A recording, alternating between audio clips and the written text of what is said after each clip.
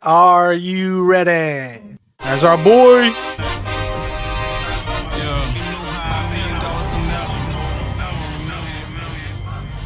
Alright guys, so we just had the NXT on CW debut. All is said and done. See, this is what I'm talking about. Crowd looks amazing. I think that was bigger than when I went to go see AEW. But the show stealing moment had to have been Cora Jade's return. Based HBK Chef's Kiss booking type of thing. I'm like sucked into the story, right? Like I'm all in. CM Punk is their father.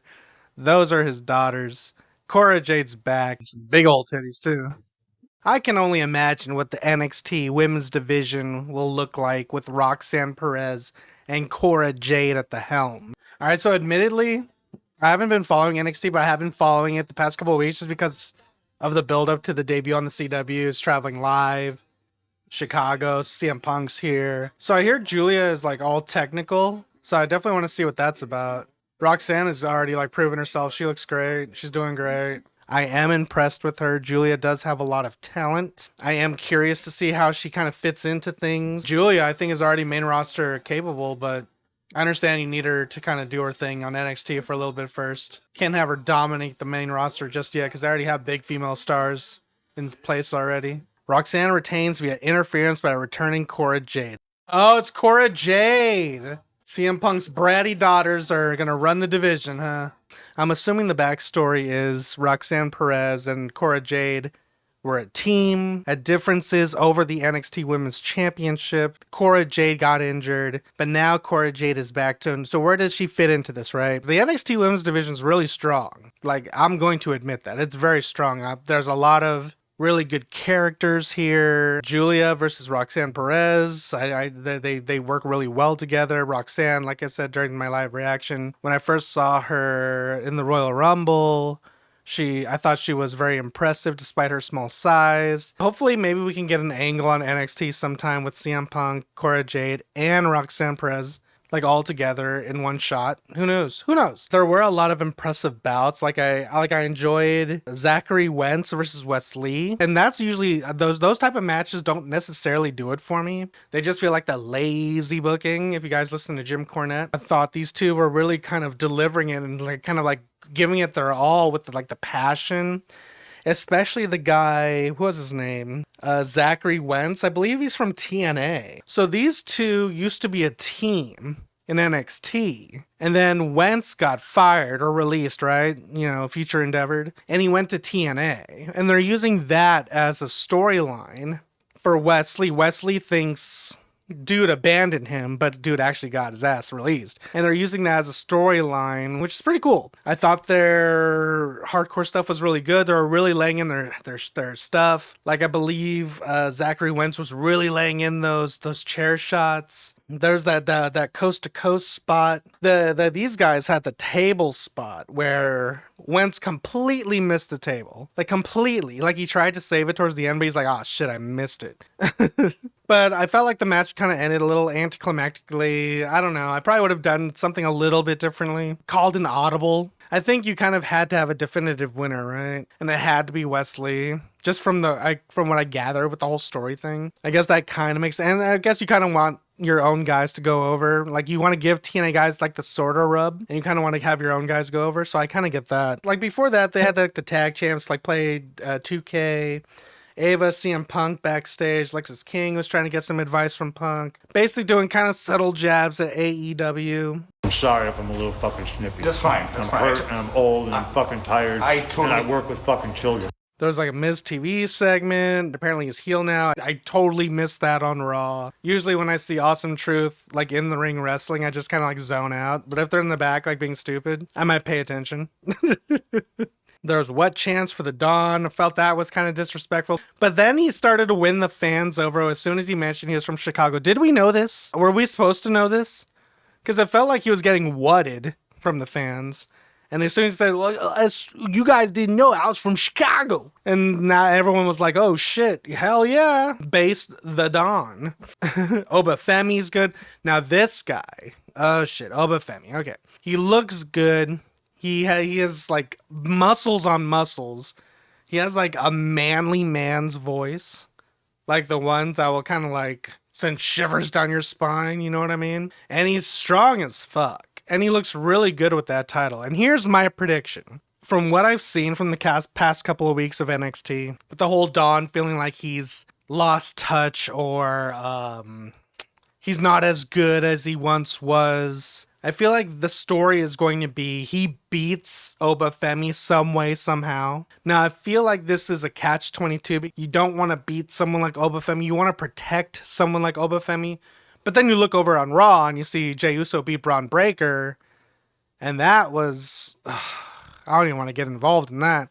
Like, I get Jey Uso is over, but you do not sacrifice Braun Breaker for that. That's all I'm going to say about that. I mean, the Don is a good character. I want to see him win. I want to see him succeed with all the vignettes and his family kind of supporting him. They're all giving it their all too, especially the girl. I don't know her name. You got to do it, Tone. You know, you're the Don. You're the head of the family, you know?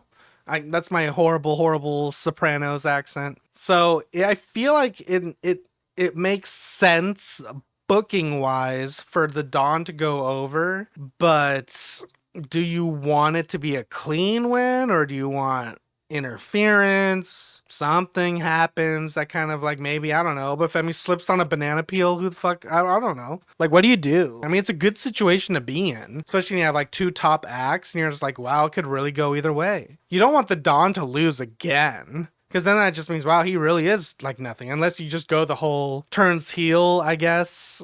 Beats the shit. Or maybe he's already, I don't know. Who's heel here? Because it feels like the Dawn is the sympathetic baby face. Like, you can do it type of thing. But then you have Obafemi, all impressive and shit, but he didn't really give me like heel vibes. He just gives me kind of like, I don't know, like he's in the middle tweener, I guess. So it all kind of comes down to, does HBK, Shawn Michaels, Michael Hickenbottom, does he want the Dawn to beat him for the NXT North American Championship? And if so, does that mean Obafemi is going to become freed up to go either to the main roster or he's now going to be in the NXT main event title scene? Spoilers! But we have a new champion. Who knows? I mean, the match next week should be pretty fun. I bet the Dawn wins. I don't think it's the right call, though. I mean, I'm still a little sore over Giulia losing her first match here. Damn, Giulia lost, though. Why'd they gotta Asuka her, man? Really? I mean, Asuka didn't lose her first match, but I'm just saying. First big match, like, this is basically WrestleMania. Imagine Giulia doing what Asuka couldn't.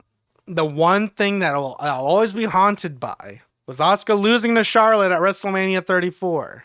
She's gonna get out of the figure eight. She's about, oh, she taps. Fuck. Anyways, Oba ends the whole segment with the I am inevitable, pulling that Thanos. So that'll be interesting. Cora Jade backstage, running with Roxanne Perez, common enemy, brings them back together. I was really hoping for some CM Punk stuff, like some extra CM Punk stuff for these two girls. I don't know, because CM Punk, is he going to be alive after Hell in a Cell? I guess we'll find out. The Fatal Influence tag match against Jada Parker and Lola Vice. It was okay. I mean, the story was your typical, can Jada and Lola get along, even though they were arguing from the start of the show? And then you have the miscommunication thing. Someone pushed Lola into Jada, and Jada's like, you pushed me off, and Lola's like, no, it wasn't me, it was an accident. And she walks away, leaving Lola to kind of fight back, but ultimately lose in a pretty good-looking finish. Their finish, that looked better than the Young Bucks finish. They made that shit look good. Fatal Influence calls out Kaylani. Kaylani evens the odds and says she's not here alone. And next week, we're going to have a 6-man tag. We have the hype video for Randy Orton versus Javon Evans. I mean, you'd think they want to like pull out all the stars for like these big shows because they want NXT to do top ratings, right? I mean, CM Punk damn near helped sell out and make this show look like a damn pay-per-view. Did they say how many people were there? The crowd was huge. Everything looked great tonight. And then we had the NXT title. Trick Williams, I think we all kind of called this happening. Ethan Page, I see big things in his future, but his time is just not right now. And he won essentially by accident. So I guess it was time for him to lose the title, especially at a big show like this. CM Punk raises Trick Williams' hand. The finish was kind of like, whatever. But it was a good call. And even Punk was able to hit the GTS on Ethan Page, raises Trick Williams' hand, and here we go. New champion. Overall, I would say the biggest takeaway has to be the women's division on NXT is so good with the characters and their storylines. Like, I was really, really looking forward to Roxanne and Giulia. If I was to list things and what I was looking forward to tonight, CM Punk, the Roxanne and Giulia match, and then probably the NXT title. In that order. So that's like one of the most highest of compliments. I see Cora Jade adding a lot to this angle. I see Roxanne Perez being a long time women's champion. I feel a little bad for Giulia. It gives me Asuka vibes, but it's not the end for it. I understand why, if they have big plans for Roxanne and Cora. So I understand why she had to lose. Like, she needs a big win. To its credit, this creates a lot of talking points. Giulia impressed me. Roxanne continues to impress me. The women's title match opened hot. The show continued to kind of build off of that momentum. Sure, there was like some things that caused it to peter out here and there, like the women's tag. And the main event itself, it was fine, solid, whatever. Right person won. Ultimately, the show delivered everything it needed to do. It showed off to a new audience. Hopefully the ratings reflect that NXT is just as good as Raw, as SmackDown, has top guys that are here for the future. Yeah, I feel like this is a good direction for NXT. It was a good show starting out. Can't wait to see what happens next week. And the biggest talking point has to be the women's title match, the women's title picture, the women's title angle, all of that. It piques my interest. And yeah, I think that's it, guys. But yeah, let me know what you thought in the comments down below, what you thought about NXT. Let me know what I missed out on. Let me know what you think is going to happen going forward. What was your favorite match on the show? What are you looking forward to next week? Let me know. Let's engage. Let's chat about it in the comments down below. All right, guys, until next time, adios. And if you liked what you saw, tell your friends, tell your family, tweet about it. And if you didn't like it, shut the fuck up.